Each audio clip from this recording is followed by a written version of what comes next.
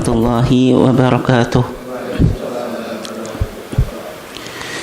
Alhamdulillahi wahdah, wassalatu wassalamu ala man la nabiyya ba'dah, amma ba'd. Yang saya hormati seluruh jajaran pimpinan cabang Muhammadiyah Balen, bapak-bapak dan ibu-ibu sekalian, jamaah ketarjian Ahad pagi yang dimuliakan Allah. Alhamdulillah pada kesempatan ini kita masih diizinkan oleh Allah Subhanahu wa taala untuk menghadiri kajian ketarjian sebagai upaya kita di dalam mentradisikan kajian ketarjian di lingkungan warga Muhammadiyah.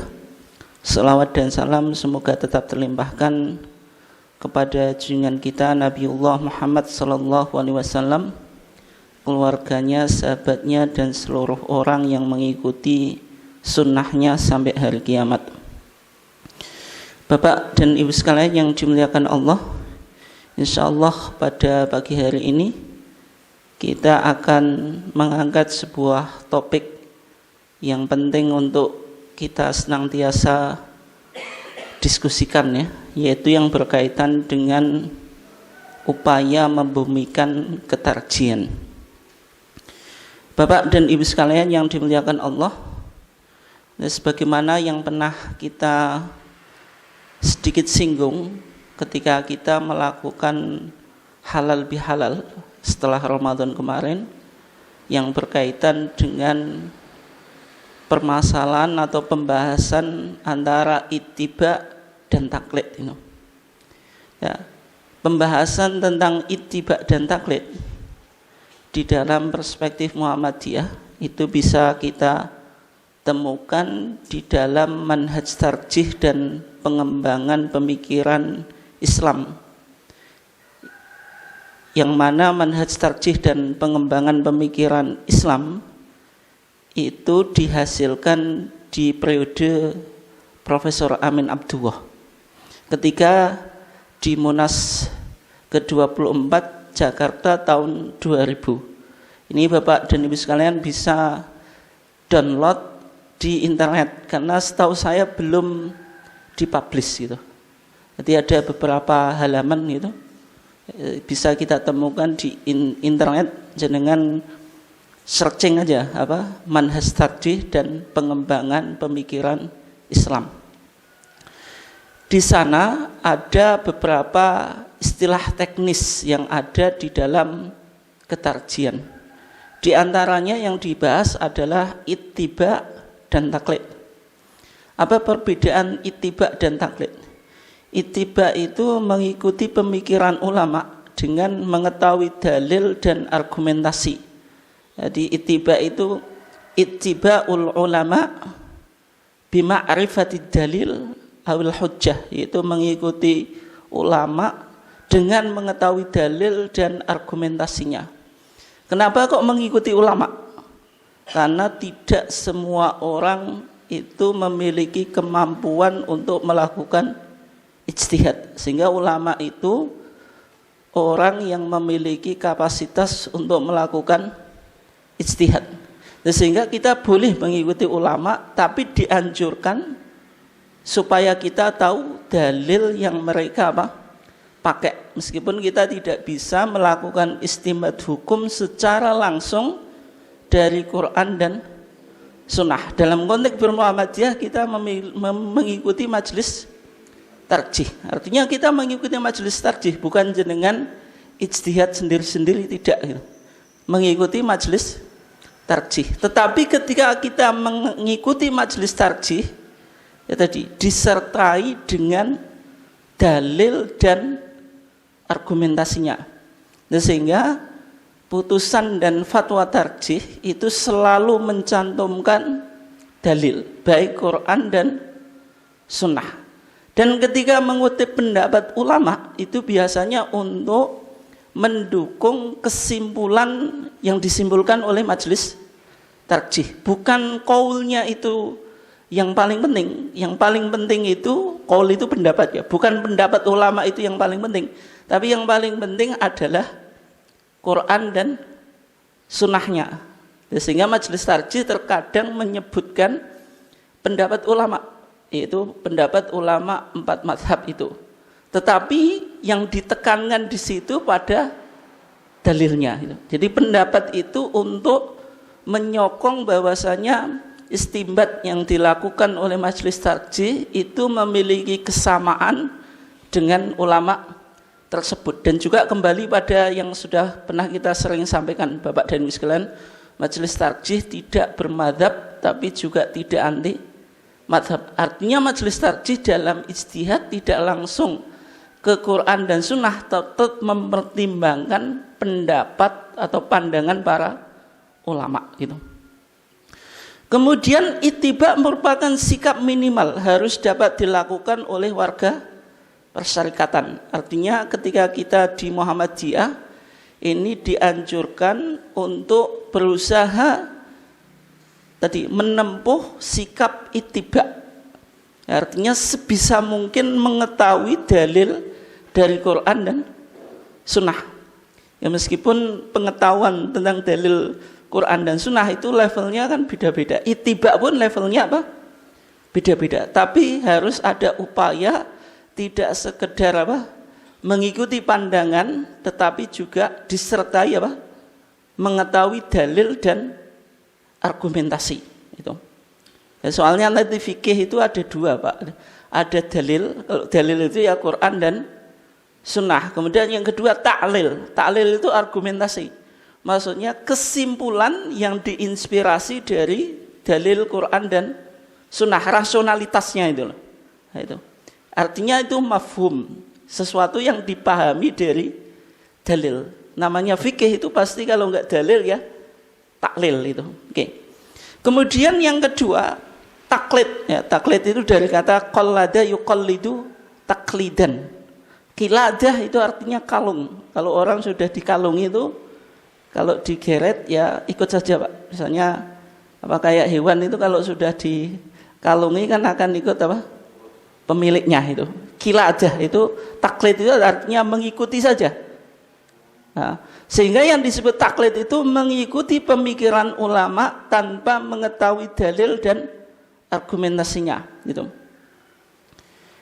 Ya meskipun taklid itu kalau dalam pandangan madhabi Pak, dalam bermadhab, orang bermadhab itu artinya ya muqallid, tapi taklid itu dibagi menjadi 2. Ada taklid a'ma, taklid buta, ada taklid an-nadhari atau taklid bil ilm, taklid dengan ilmu pengetahuan. Tapi kalau di konteks tarjih, taklid itu ya 1. Kenapa? Karena kita tidak bermadhab. Sehingga kalau orang bermadhab, muqallid itu 2 itu. Ada muqallid secara buta, ada muqallid tapi disertai dengan dalil. Tapi semuanya disebut apa? Muqallid. Karena tidak bisa melakukan ijtihad. Tapi karena kalau di tarjih itu kita tidak memakai terminologi madhab, yang digunakan hanya ittiba dan taklid. Ya, berarti kalau ittiba yaitu apa? Mengikuti pendapat ulama dengan mengetahui dalilnya. Tapi kalau taklid tanpa mengetahui dalilnya, ya meskipun nanti kalau kita pakai terminologi madhab, ya taklid itu 2.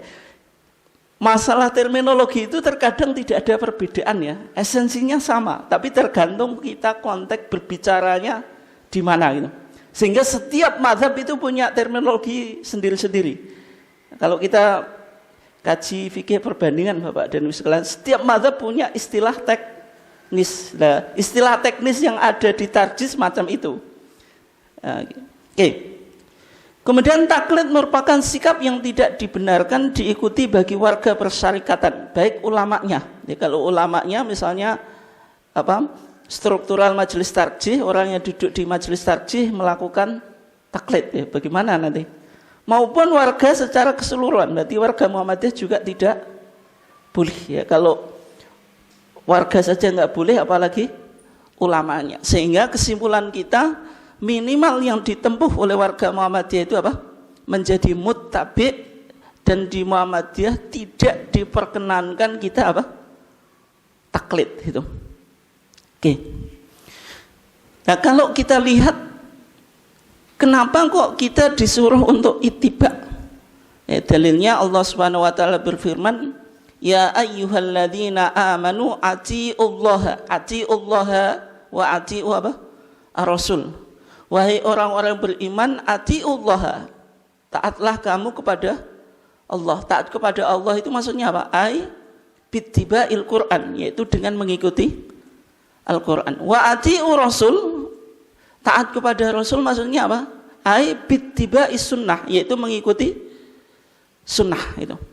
Jadi yang ada perintah secara khusus itu mengikuti Allah dan mengikuti apa? Rasul gitu. Oke.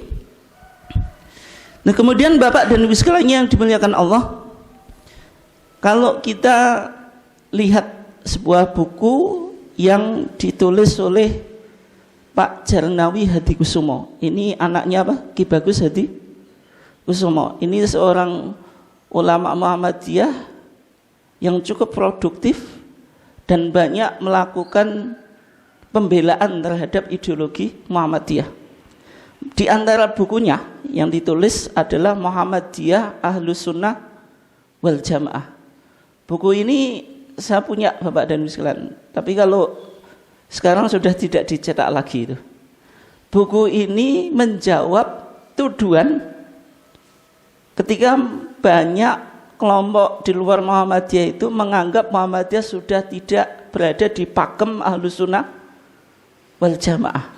Nah, kriteria Ahlus Sunnah wal Jamaah itu sudah disempitkan.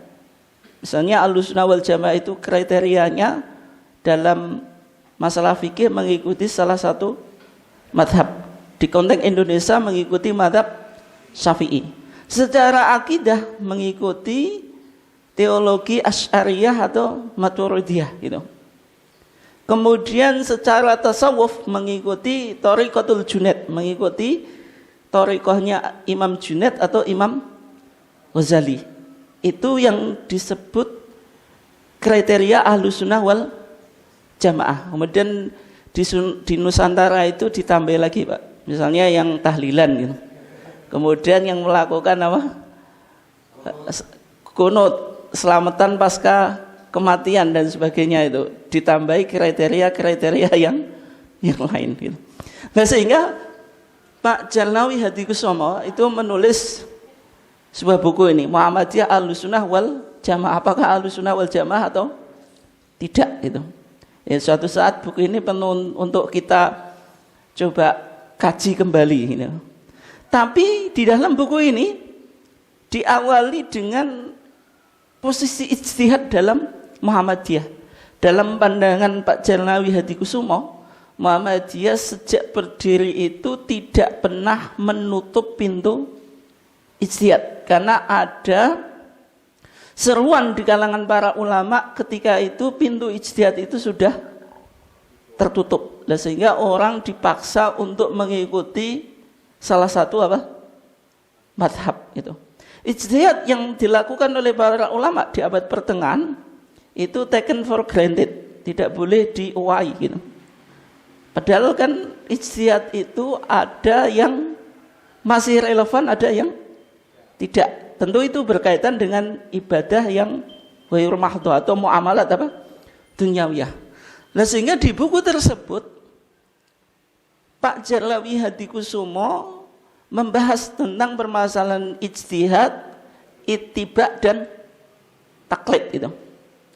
Kesimpulan beliau, ini kita langsung pada kesimpulannya. Yang pertama, ijtihad hukumnya wajib. Jadi orang Islam itu wajib berusaha untuk memahami Al-Quran dan Sunnah. Tetapi dalam memahami Al-Quran dan Sunnah itu dibutuhkan beberapa syarat. Ya, di antaranya harus pakar dalam disiplin ilmu bahasa Arab. Gramatikanya, misalnya ilmu nahwu dan ilmu sorof. Ilmu nahwu semantiknya atau sinteknya, sorof yaitu morfologinya. Kemudian ilmu balaghah, ilmu retorikanya. Gitu. Kemudian mengetahui usul fikih, yaitu sebuah disiplin dalam tradisi Islam yang berbicara tentang teori penggalian hukum. Dan ilmu hadis. Pokoknya banyak ilmu yang harus dikuasai. Untuk menguasai ilmu tersebut, itu susah. Sehingga dalam pandangan orang yang bermadzhab, mujtahid yang mutlak, seorang mujtahid yang memiliki kemampuan untuk melakukan teorisasi dalam penggalian hukum itu hanya imam-imam madhab.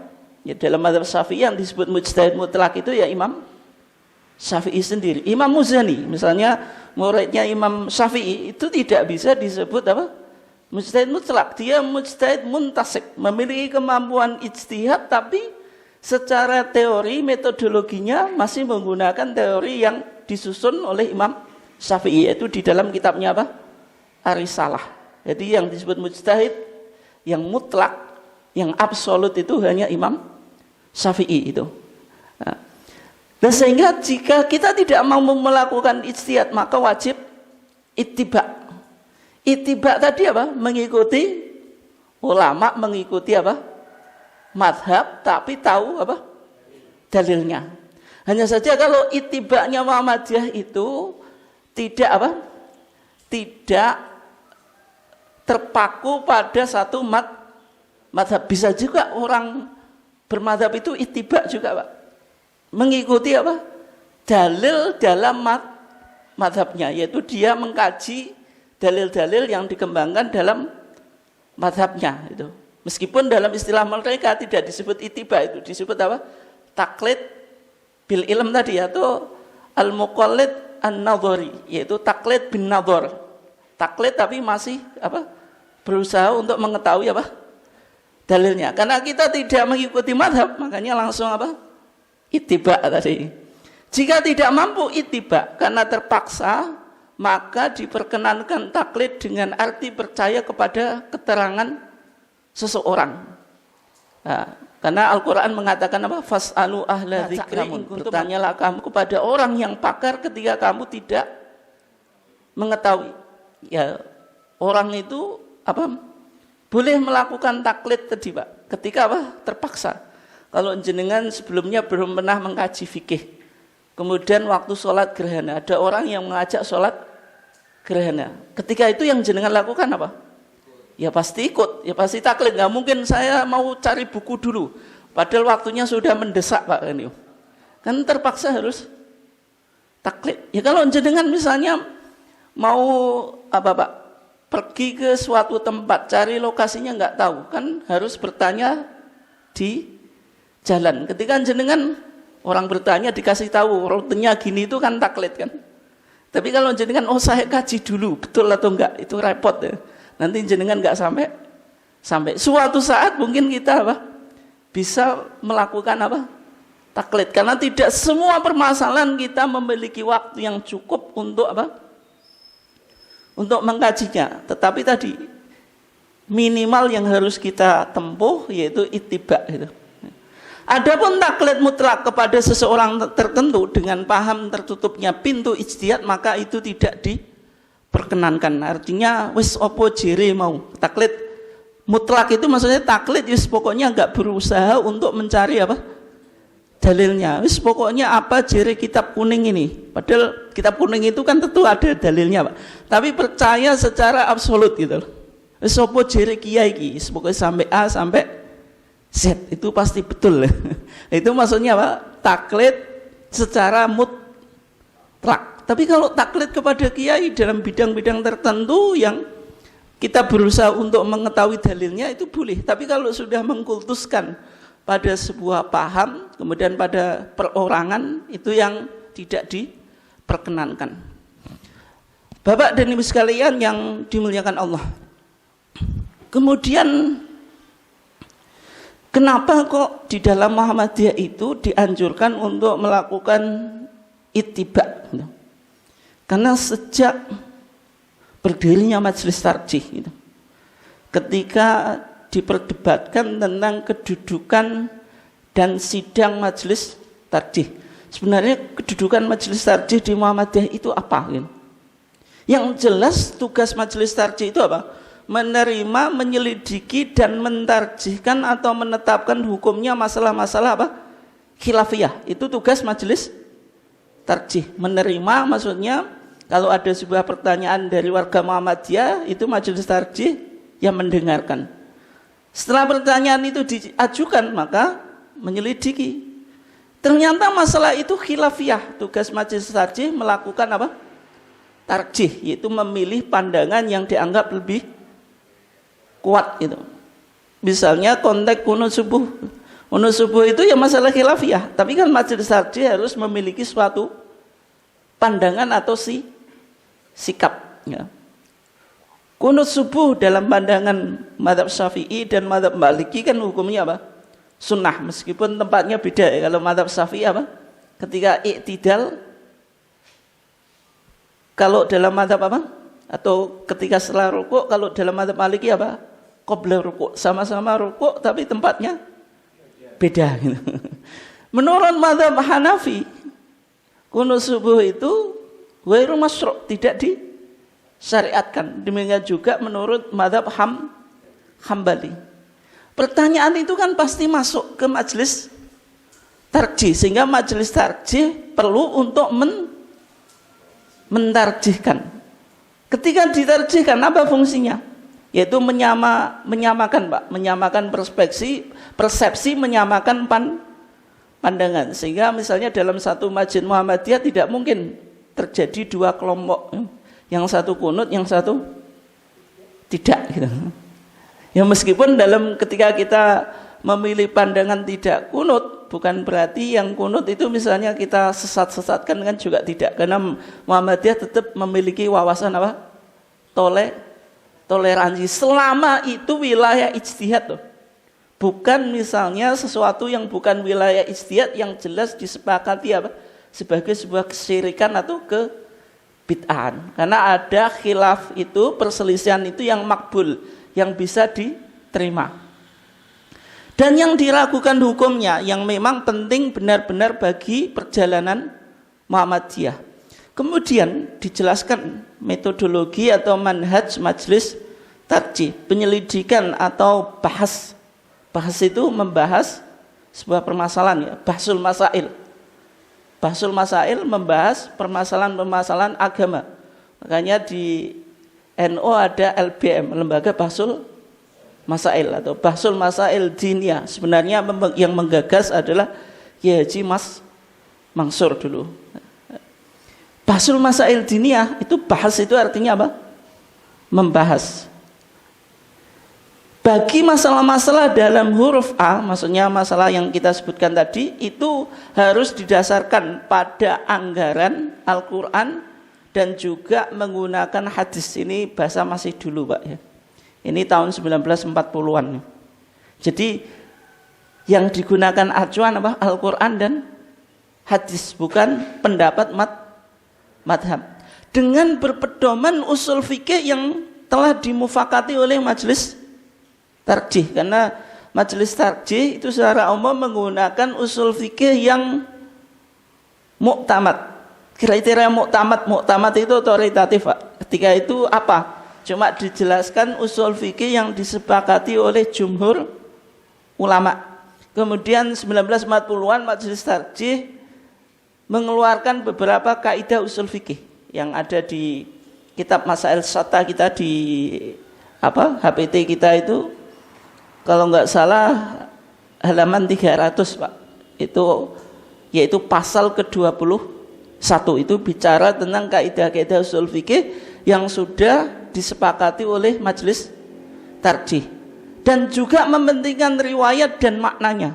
Berarti tadi kalau riwayat hadisnya bagaimana, kriteria hadisnya sahih atau tidak, maknanya bagaimana gitu, cara memahaminya tadi, dengan menjaga tidak sampai mengemukakan akliyah daripada nakliyah.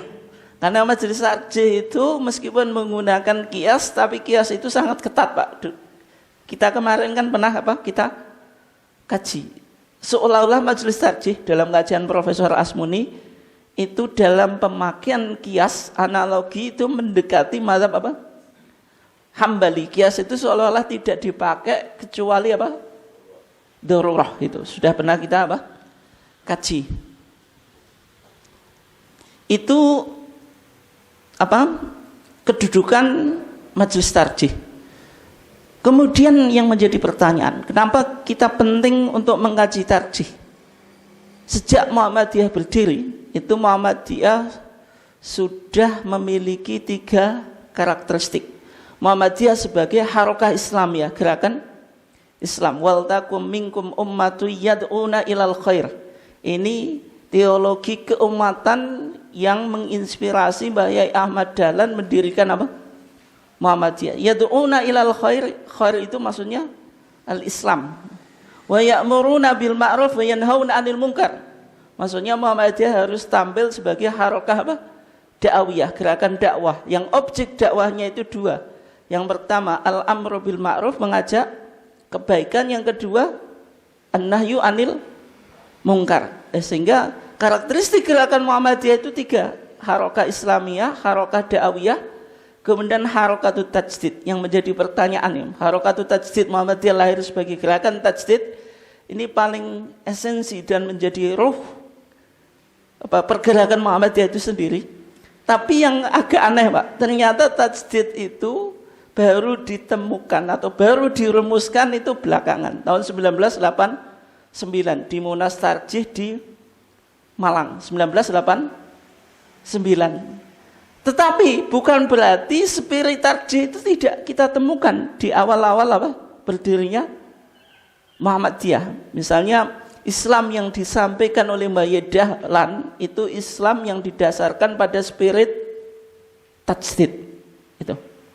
Ya di antaranya Mbah Yai Ahmad Dahlan melakukan perubahan arah kiblat. Mbah Yai Ahmad Dahlan menurut murid termudanya yaitu Kiai Haji Raden Hajid itu sudah menggunakan apa?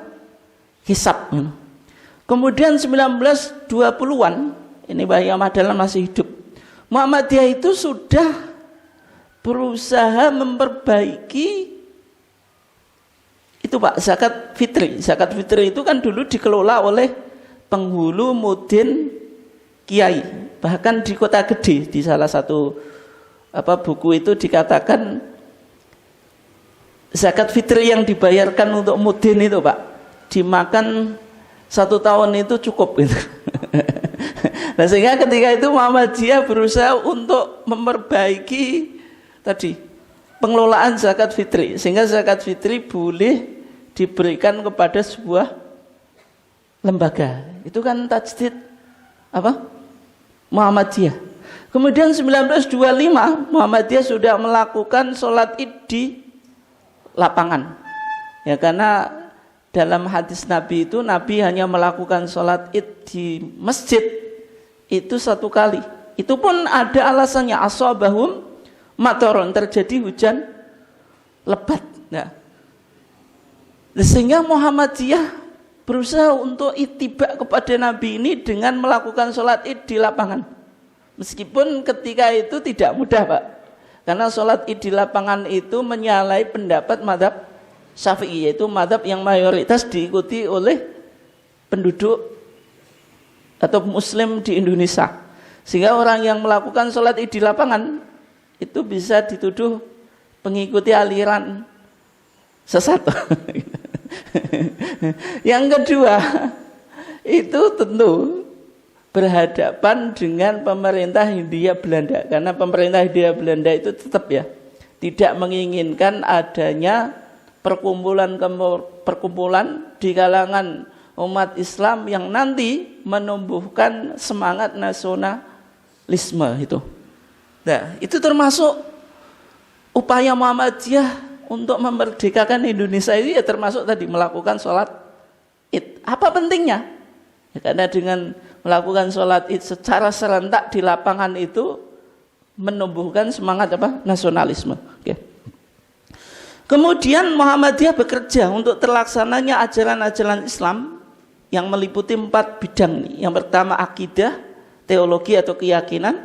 Yang kedua akhlak, etik. Kemudian yang berikutnya ibadah atau ritual. Kemudian muamalat duniawiyah, yaitu interaksi apa?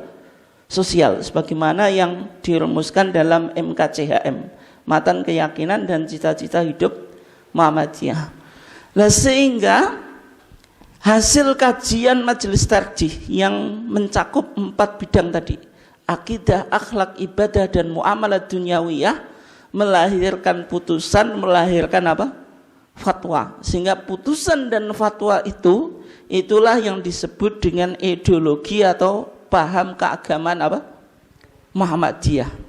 Sehingga yang paling penting dalam kita memahami ketarjian ini, Pak, di dalam ketarjian itu ada spirit yang menjadi landasan majelis tarjih di dalam merumuskan norma atau diktum tadi, atau melahirkan putusan dan fatwa. Yang pertama adalah tajdid. Nah, nanti tajdid kita kaji secara lebih dalam. Yang kedua apa? Toleransi, yaitu apa? Infitah atau the openness, toleransi atau tadi apa? Tasamuh ya. Kemudian yang ketiga terbuka, yaitu the openness tadi atau infitah tadi. Kemudian yang keempat non madhab, artinya apa? Tidak berafiliasi kepada madhab. Dari spirit-spirit ini melahirkan tuntunan. Tuntunan itu baik berupa putusan atau fatwa tadi.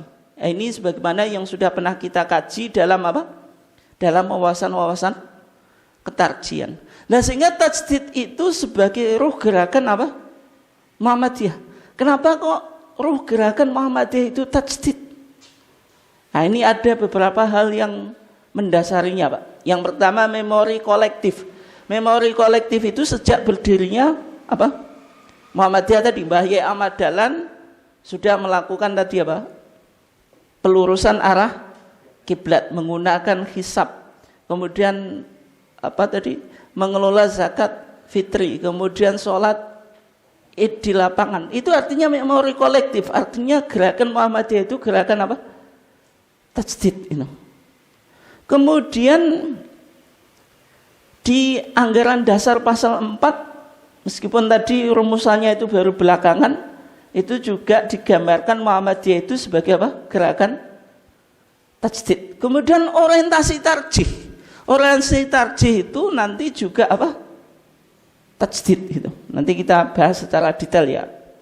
Dan meskipun sudah pernah kita sering sampaikan, sehingga melahirkan corak produk tarjih yang sifatnya apa?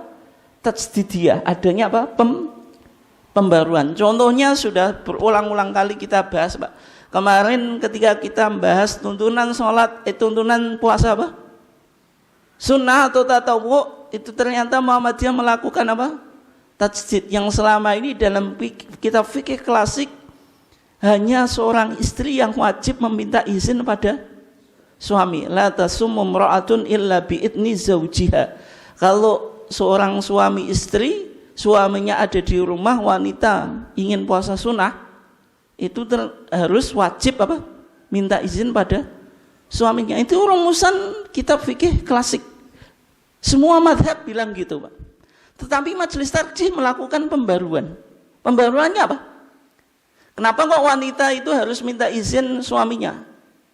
Karena di situ ada kebutuhan biologis. Jangan sampai kebutuhan biologis seorang laki-laki itu terhalang karena wanita istrinya melakukan ibadah yang hanya sekedar sunnah gitu.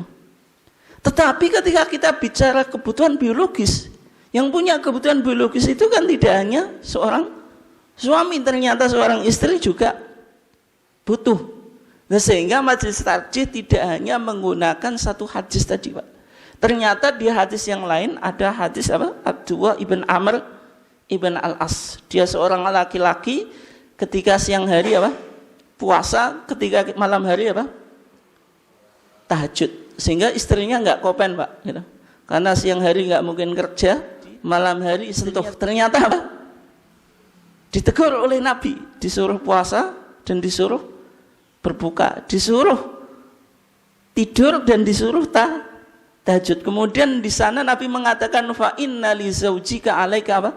Haqqan. Sesungguhnya bagi istrimu atas engkau ada sebuah hak, yaitu hak biologis yang harus dipenuhi. Sehingga Muhammadiyah dengan metode induktif tematis membaca beberapa hadis yang memiliki kesamaan tadi, bicara hak biologis seorang suami dan istri, berarti dalam pelaksanaan sholat, dalam pelaksanaan puasa tatawu atau sunnah perlu untuk musyawarah, tidak hanya dari seorang istri tetapi juga seorang suami. Artinya suami istri melakukan apa? Musyawarah, saling mengetahui. Ini sebuah tajdid, yaitu tajdid dalam apa? Pembaruan dalam masalah apa? Puasa sunnah. Ini corak produk terjeh pasti tajdidiyah, Pak. Gitu. Lah sehingga tajdid itu bisa kita klasifikasikan ya. Tajdid itu maknanya purifikasi. Itu dilakukan Muhammadiyah dalam bidang akidah dan ibadah makhdoh, yaitu kembali pada Quran dan sunnah. Akidah ya harus terbebas TBCS. Ibadah makhdoh tidak boleh ada bid'ah, ada sebuah ibadah yang tidak ditemukan tuntunannya dari Quran dan sunnah. Kemudian tajdid maknanya dinamisasi, yaitu dilakukan dalam ibadah ghairu makhdoh atau muamalat apa? Dunyawiyah, boleh berkembang. Kenapa kok Muhammadiyah pakai hisab? Karena itu masuk muamalat dunyawiyah. Kan yang penting bulan Komariah itu bisa diketahui, Pak. Karena itu bukan ta'abudi, tidak harus pakai ru'yah. Kan yang penting bulan itu bisa kita ketahui kapan tanggal satunya. Yang ta'abudi, yang ibadah makhdoh itu puasanya. Itu pandangan Majelis Syar'i semacam itu. Sehingga tajdidnya dinamisasi. Muhammadiyah menggunakan hisab gitu. Nah ini yang paling penting, Pak. Kita coba kaji agak dalam ya. Mungkin topik ini nggak bisa selesai satu kali pertemuan, tapi nggak apa-apa. Ada sebuah permasalahan yang penting untuk kita coba lihat dalam perspektif tarjih tentang soft sholat. Apa pentingnya soft sholat? Ternyata isu ini pernah heboh, Pak. Yaitu ketika baru-baru saja kan, ketika sebuah pondok pesantren dalam melaksanakan sholat Idul Fitri kemarin, softnya itu apa? Softnya itu campur. Ada seorang perempuan yang di depan, samping kanan, samping kirinya itu laki-laki. Kemudian yang lebih heboh lagi, Pak, softnya apa? Soft distancing, tetap melakukan penjaraan. Padahal soft distancing ini kan dalam kajian WHO katanya sudah menghapus, Pak. Itu betul atau enggak itu menghapus kalau COVID itu sudah selesai itu. Tapi intinya soft distancing itu dalam kajian perspektif dunia medis pun sekarang kan sudah tidak dianjurkan dalam konteks sholat, ya. Itu kan. Kemudian juga sholatnya itu hari Sabtu, Pak, tapi hari Jumatnya sudah tidak berpuasa itu. Ini melahirkan mazhab baru juga ketika Idul Fitri itu berbeda, memunculkan mazhab baru mazhab yang tadi yang sholat idnya itu hari berikutnya, padahal hari sebelumnya yang lainnya berlebaran itu nggak puasa itu. Berarti hari Jumat nggak puasa tapi sholatannya hari Sabtu. Itu mazhab baru, Pak. Kemudian soft tadi juga mengikuti mazhab Soekarno. Nah, ini ada istilah baru juga. Mazhab Soekarno. Kenapa kok mazhab Soekarno? Ya, ternyata itu memiliki hubungan historitas dengan Muhammadiyah sedikit, Pak. Ada hubungannya ya. Karena Soekarno itu tidak suka ketika ada sebuah forum berkumpul laki-laki dan perempuan dikasih tabir gitu, atau kasih sekat atau pembatas atau sekat itu simbol perbudakan wanita gitu. Sehingga Soekarno pernah hengkang di perkumpulan Muhammadiyah di Bengkulu tahun 1939, hengkang itu, Pak. Muhammadiyah katanya organisasi modernis, tapi kok masih memperbudak wanita. Karena putusan tarjih kita ternyata menganjurkan adanya Ada tabir gitu. Nanti kita bahas. Nah, maksudnya pemimpin pondok pesantren itu, kenapa kok madzhab Soekarno, Pak? Soekarno itu nggak suka kalau laki-laki kumpul, laki-laki dan perempuan itu kumpul, wanita harus di belakang atau dikasih tabir. Berarti dalam sholat harus ada pembaruan. Siapa wanita yang ingin di depan, ya monggo gitu. Nah, ternyata ketika isu itu heboh, Pak, banyak pihak yang mengklarifikasi, dari Kemenak, dari MUI juga, seorang pimpinan pondok pesantren itu juga mengatakan nanti santriwati akan tampil sebagai khotib. Akan tampil sebagai khotib. Boleh nggak wanita tampil sebagai khotib? Dalam hadis yang berbicara tentang sholat tahiyatul masjid ketika khotib sedang berkhutbah itu kan, idza dakhala ahadukumul masjida wal imamu yakhtub. Apabila seseorang di antara kamu masuk masjid, ketika itu imam berkhutbah, fal yusolli rakaataini, hendaklah dia sholat 2 rakaat yang ringan. Di situ Nabi kan bilang wal imamu yakhtub. Nabi tidak bilang wal khotibu yakhtub, tapi pakai imam. Imam itu apa secara umum? Ya, imam itu yang memimpin sholat, kan itu. Sehingga apa? Sholat itu dipimpin oleh imam. Imam itu syaratnya apa?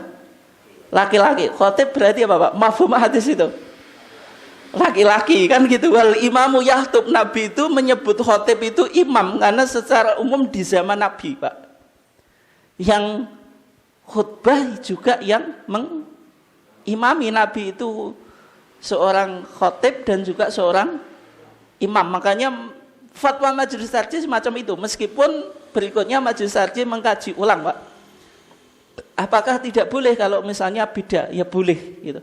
Tapi secara umum yang khotib juga yang imam. Tapi kalau misalnya tidak dilakukan, itu juga tidak membatalkan khutbah atau sholat Jumat. Fatwa tarjih kita kan semacam itu. Itu hanya menunjukkan keutamaan dulu. Oke. Ya. Nah di situ, Pak, dalam masalah penataan shaf tadi, bagaimana pandangan majelis tarjih tentang shaf dalam sholat jamaah gitu? Dalam sholat jamaah, meskipun jamak itu dalam bahasa Arab, Pak, itu madalla ala thalathatin fa aktsar, yaitu kata benda yang menunjukkan bilangan 3 atau lebih gitu. Berarti untuk disebut jamak itu minimal 3 gitu. Sehingga dalam bahasa Arab ada mufrad atau singular atau tunggal, mutsanna 2, ada jamak, jam'un. Meskipun dalam bahasa Inggris, bahasa Indonesia enggak ada. Dari tunggal yang langsung jamak. Bahasa Inggris juga itu enggak ada bilangan 2. Yang menjadi permasalahan bagaimana disebut sholatul jamaah tapi minimal cuma 2 gitu. Kan ada imam, ada makmum. Seharusnya disebut jamaah itu ya 3. Ya memang itu makna lugawi dengan makna syar'i agak berbeda, Pak. Nah, sehingga yang di sini yang dimenangkan makna syar'i, karena Nabi mengatakan al-ithnani fama fauqaha jamaah, 2 atau lebih itu disebut jamaah. Artinya minimal dalam sholat jamaah itu 2, meskipun menyelisih makna bahasa atau makna lugawi atau makna linguistik itu. Nah, ketika posisi makmum itu hanya 1, tempatnya di mana? Maka dalam putusan tarjih kita dikatakan wal yakum al makmumu al wahidu yaminal imam. Kalau makmum itu 1, tempatnya di sisi kanannya imam itu. Wal ithnani fasaidan khalfahu. Kalau 2 atau lebih di belakangnya. Itu di tag keputusan HPT kita, Pak. Enggak saya kutip. Dalilnya yang dipakai apa? Dalil Jabir ibn Abdillah. Di sana dikatakan qaman Nabi yusolli al-maghriba. Nabi itu pernah berdiri melakukan sholat maghrib. Kata Jabir ibn Abdillah. Faji'tu, maka Jabir ibn Abdillah datang. Fakuntu an yasarihi, maka beliau memposisikan di sisi kirinya Nabi. Fanahani, maka Nabi melarangku, melarang Jabir ibn Abdillah. Faja'alani an yaminihi, lalu Nabi memposisikan aku di sebelah kanan. Berarti kesimpulannya apa, Pak?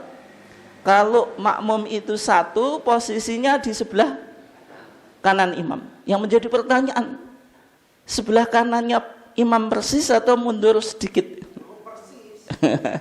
Kalau dalam mazhab Syafi'i itu mutaakhiran qalilan, Pak. Mundur ke belakang sedikit. Maksudnya ujung jari kakinya makmum itu tidak melebihi tumitnya imam. Nanti kalau tumit sama tumit itu satu posisi, Pak, atau satu garis. Ketika nanti makmumnya gerak dia ke depan, itu berarti sholatnya batal kan gitu ukuran mazhab Syafi'i. Karena makmum itu dia boleh posisinya itu di depannya imam, sehingga supaya itu tidak terjadi disuruh geser ke belakang sedikit, itu taklil atau rasionalitas mazhab Syafi'i. Tapi menurut Imam Ahmad tidak.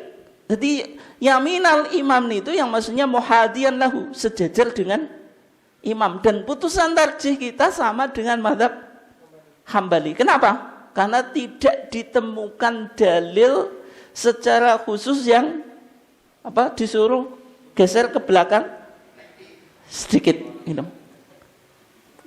Hadisnya kan cuma ketika Jabir ibn Abdillah memposisikan di sebelah kiri, maka ditarik ke kanan.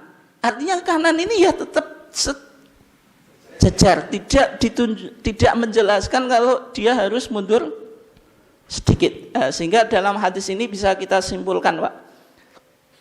Yang pertama tadi, kalau ada orang sendirian, kemudian ada orang yang ikut jamaah, berarti disimpulkan, Pak, sholat jamaah itu tidak harus niatnya sejak awal. Berarti Nabi kan sholat duluan, artinya kan sendirian.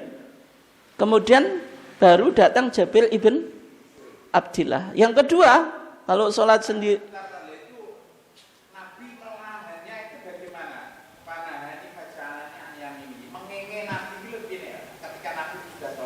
nah ingin fanahani, melarangku, faja'alani an yamini, melarangku itu maksudnya melarang berdiri di sebelah kiri, sama Nabi ditarik ke sebelah kanan. Berarti ini Jabir ibn Abdillah percaya kepada Nabi, Pak. Yang menjadi masalah kalau yang ikut makmum jenengan itu nggak percaya pada jenengan. Jenengan tarik juga nggak paham, akhirnya sholat gontok-gontokan, Pak. Tarik-tarikan karena nggak percaya juga. Yang pentingnya ilmu ini ya. Orang kalau nggak punya ilmu itu kan pakai pemahamannya sendiri, Pak. Mungkin nyalakan jenengan juga, ini imam gimana tuh nggak tahu sholat, kalau sholat itu nggak boleh gerak. Ini tahu sholat atau enggak? Padahal boleh gerak ketika ada maslahat gitu. Tsumma jaa sahibun li, kemudian datang sahabatku. Sahabatku ini dalam hadis riwayat Ahmad yang kita baca ini tidak dijelaskan siapa. Tapi di riwayat Imam Muslim dan Abu Dawud itu dijelaskan namanya itu Jabbar ibn Sokhr. Jabbar ibn Sokhr itu datang. Fasaffafana khalfahu. Terus Nabi itu menjadikan saf kita itu di belakangnya. Berarti kalau ada imam dan satu makmum itu di kanannya persis. Kalau ada datang satu makmum lagi, makmum yang tadi yaitu mundur ke belakang. Itu sebagaimana yang dilakukan tadi Jabir ibn Abdillah dan Jabir ibn Sokhr, sama Nabi ditarik ke belakang. Berarti boleh imam melakukan gerakan sholat, melakukan gerakan di dalam sholat ketika ada maslahah gitu. Makanya di sini fa akhadha bi aidina, berarti tangannya dipegang sama Nabi, kemudian disuruh ke belakang itu. Fadafa'ana, dan didorong, Pak, dipegang tangannya sama dorong itu. Boleh itu kalau ada maslahat itu. Oke ya. Kemudian berikutnya, ini yang menjadi pembahasan kita tadi. Bagaimana soft wanita itu? Maka dalam HPT kita Pak, di kitab Sholati Al-Jamaah itu, yaitu putusan Palembang 1956 ya. Di sana dikatakan wal yakun safun nisa khalfa rijal. Hendaklah saf wanita itu di belakang laki-laki gitu. Dasarnya apa? Hadis Ibnu Abbas. Di sana dikatakan sholat itu sholat siapa saya ilajan bin Nabi di sisi Nabi. Berarti Ibnu Abbas, kalau tadi siapa Pak? Jabir ibn Abdillah, yang di sini Ibnu Abbas. Ilajan bin Nabi itu ya di sisi Nabi sejajar. Wa Aisyah tu khalfana. Aisyah di belakang kami. Tusolli ma'ana, ia sholat bersama kami. Maksudnya ikut berjamaah. Aisyah berapa? Sendirian. Berarti kalau wanita itu meskipun sendirian itu tetap di belakang laki-laki Pak, bukan di samping. Kalau tadi di kasus yang kita sebutkan tadi di pondok pesantren tadi di Jawa Barat, itu samping kanan samping kirinya apa? Laki-laki.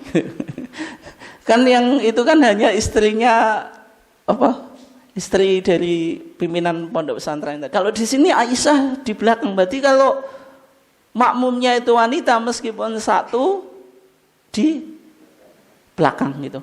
Dua ya di belakang, tiga ya di belakang dan seterusnya. Artinya tidak sisi kanan atau sisi kiri kan itu.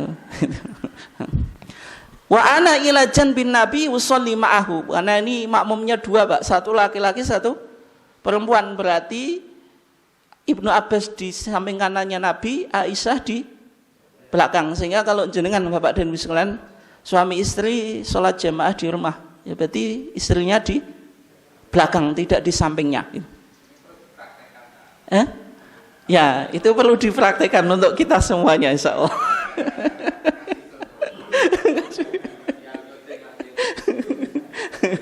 Ya. Kemudian di hadis Anas juga sama ya. Kalau ini tiga ya. Sholat itu saya sholat anak saya wal yatimu dan seorang anak yatim fi baitina di rumah kami. Khalfa Rasulillah di belakang Rasulullah. Wa ummi khalfana Ummu Sulaim, yaitu ibu saya di belakang kami yaitu Ummu Sulaim. Berarti ini makmumnya berapa? Tiga Pak. Rasulullah di depan, dua laki-laki yaitu siapa? Anas dan seorang anak yatim. Kemudian Ummu Sulaim yaitu ibunya Anas itu di belakang. Dari dua hadis ini bisa kita simpulkan Pak, kalau wanita itu ya di belakang itu. Meskipun hukumnya itu khilaf di kalangan para ulama. Karena di Indonesia itu mengacu madzhab Syafi'i Pak. Di madzhab Syafi'i itu tidak batal, hanya makruh. Sehingga sama pimpinan pondok pesantren ketika MUI mengatakan sholat semacam itu tidak batal, tapi kan dalam ibadah sholat itu ibadah apapun Pak, kita tidak hanya bicara wajib, rukun dan sunnah. Kalau jenengan hanya bicara yang wajib saja Pak, sholat ya cepat, berarti Allahu Akbar nggak usah ngangkat tangan, langsung Al-Fatihah, Alhamdulillahirabbil alamin atau Bismillah, Alhamdulillahirabbil alamin. Yang ditinggal apa? Ngangkat tangan, sedekap, terus apa? Baca doa, iftitah, isti'adzah, itu hukumnya kan sunnah. Tapi kalau semua orang cari yang wajib Pak, dalam pelaksanaan sholat kita Pak, terlalu cepat, kemudian agama ini menjadi apa Pak? Gersang, ya hanya yang wajib saja gitu. Artinya masjid juga cari susah, masjid sekolah susah cari dana Pak, karena setiap orang hanya mengeluarkan zakat, nggak ada infak, nggak ada sedekah, kan jadi masalah. Nah, sehingga ketika tadi MUI mengatakan sholat semacam itu memang tidak batal tapi makruh, kemudian dibilang makruh itu hukum abu-abu. Makruh itu hukum abu-abu. Kenapa? Karena makruh itu kan dilanggar nggak apa-apa, tapi kalau ditinggal berdosa kan berarti sama dengan abu-abu. Kita lakukan yang makruh kan juga nggak apa-apa. Padahal dalam fikih makruh itu kriteria dari 5 hukum, yaitu apa? Tadi ma'yutsabu tarikuhu, orang yang meninggalkan mendapatkan pahala, tapi wala yu'aqabu apa? Fa'iluhu, pelakunya tidak disiksa. Dan juga karena soft ini ibadah madho, sehingga kalau menggunakan ide Bung Karno untuk tadi mencoba mendekonstruksi, ini kan ibadah makhdhoh, sehingga ibadah makhdhoh itu tidak ada wilayah ijtihad yang menyalahi apa? Nas itu. Oke ya. Tapi kalau konteksnya itu tabir, Pak. Ini yang kita coba bahas ya. Pembahasan tabir dalam Muhammadiyah itu ditemukan dalam kitab Masail Syatta, kitab beberapa masalah. Dulu itu bahasa Melayunya kitab rupa-rupa, Pak. Rupa-rupa itu berbagai macam rupa itu. Saya beberapa masalah itu bahasa Melayu ya. Saya punya itu tagnya itu yang HPT dulu gitu. Namanya kitab rupa-rupa gitu. Kemudian sekarang dijadikan apa? Kitab beberapa masalah. Di sana ada putusan Kongres ke-28. Ini tahun berapa, Pak? Ini kan susah kalau nggak tahu sejarah Muhammadiyah. 28 itu Kongres di Jogja tahun 1930. 19 apa? 30. Di sana Majelis Tarjih membahas tentang hal tabir dalam sidang. Tabir itu penyekat atau pembatas laki-laki dan perempuan. Ittikhadus satri fil ijtima'at al-Muhammadiyah. Memakai siter atau penghalang di perkumpulan apa? Muhammadiyah. Binaan ala anna ghaddal basari ma'murun fi qouli ta'ala kullil mu'minina yaghuddu min absarihim. Bahwasanya dalam perkumpulan Muhammadiyah itu ketika tadi ada laki-laki dan perempuan diperintahkan untuk pakai tabir. Alasannya apa? Karena laki-laki itu disuruh apa? Menundukkan pandangan kepada wanita. Dalam surah An-Nur dikatakan, katakanlah wahai Muhammad untuk orang-orang mukmin hendaklah dia menundukkan apa? Pandangannya. Apakah wanita boleh, Pak, memandang laki-laki juga sama? Karena tidak boleh juga. Wa kullil mu'minati yaghdudna min absarihim. Nah, ketika tidak ada tabir, potensi saling memandang tanpa keperluan. Sehingga ketika itu putusan Majelis Tarjih, Pak. Faqad qarara al-majlisu, telah memutuskan majelis ala tikhadi as-sitri atau as-satri, yaitu mengharuskan pakai tabir atau yang sepadan fi ijtima'i al-jam'iyah al-Muhammadiyah, di perkumpulan persyarikatan Muhammadiyah allati yahduruha ar-rijal wan nisa, yang dihadiri oleh laki-laki dan perempuan. Sadda al-huduthi an-nadhar al-muharram, sebagai upaya tindakan preventif supaya tidak saling memandang. Nah, sehingga Pak, Muhammadiyah Bengkulu di bulan Januari tahun 1939 itu melakukan perkumpulan antara yang dihadiri laki-laki dan perempuan. Di antara yang diundang ketika itu Bung Karno. Ketika Bung Karno masuk di forum itu, tahu ada tabir, maka langsung apa? Hengkang atau keluar. Menganggap tadi Muhammadiyah katanya organisasi modernis, tapi masih apa? Berpikiran yang sangat konvensional atau tradisional, yaitu memperbudak kaum perempuan. Maka esok harinya Ki Haji Sujak itu mendatangi Bung Karno. Dijelaskan dalam pelaksanaan keputusan tarjih di Muhammadiyah itu tidak sekaku sebagaimana yang dipahami oleh Bung Karno, dan termasuk menjelaskan dalam beberapa di wilayah Muhammadiyah tidak semua perkumpulan laki-laki dan perempuan itu selalu ada tabirnya. Di kota gede pelaksanaan sholat id itu tidak ada sekatnya, Pak. Maksudnya kan sholat id itu kan perkumpulan kan, laki-laki dan perempuan, tidak pakai sekat. Menunjukkan pakai sekat atau tidak itu didasarkan pada budaya dan situasi dan kondisi. Kebetulan budaya Sumatera daripada budaya Jawa, Pak. itu lebih lentur budaya Jawa. Makanya budaya Jawa itu pakaian saja itu Pak, ada yang kemben macam-macam. Coba Sumatera ada nggak sih macam itu? Nggak ada toh. Karena Sumatera itu lebih Islami dulu daripada, maksudnya lebih apa ya? Bukan lebih Islam, lebih itulah budaya Melayu itu kan lebih agak sopan gitu daripada Jawa. Sehingga dalam pertemuan laki-laki dan perempuan tadi ada tabirnya, itu dijelaskan semacam itu. Kemudian juga di Kongres Indonesia Raya yang dipimpin oleh Bung Tomo atau Dr. Sutomo itu 1932, itu tempat duduk laki-laki dan perempuan itu tidak ada tabir, tapi dipisah, yaitu ini tempat duduk laki-laki, ini tempat duduk perempuan, dan itu tidak dikritisi oleh Bung Karno kan. Dan itu justru menjadi budaya Timur.